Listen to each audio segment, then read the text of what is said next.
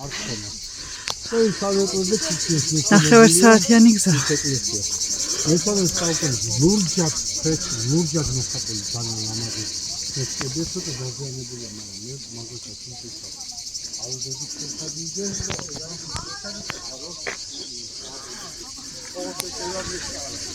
ეს არის ვიან გასწრება.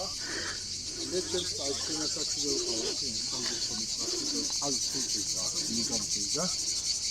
ის სადაც სახას შევეხეთ, ერთი არის ლეგენდარული ამბავი, რასაც მომტყებით და ერთი არის ნამდვილი საინჟინრო ამბავი. ლეგენდარული არის ასეთი, რომ რადგან ალჭირდა, თქვენ მყარი გამოდიარეთ.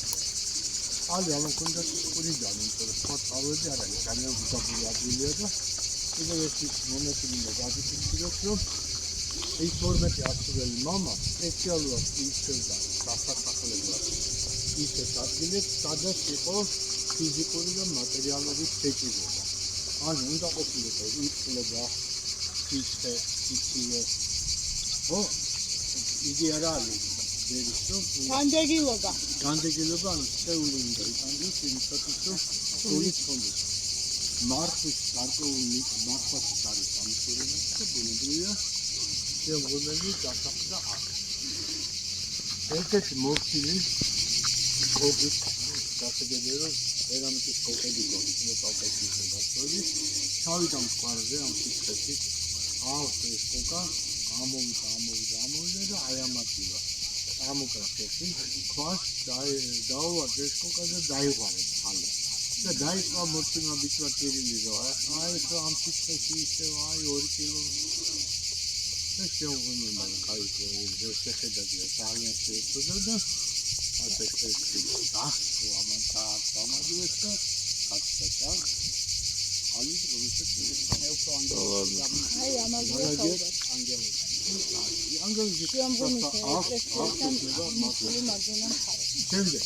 მეგონა იესოსელო მარტო რაღაცა. არა, რატომ მოსაინჟინერია, როცა გამრავლდა ბერების გაუგენება და უკვე რამდენიმე ათეული გახდა.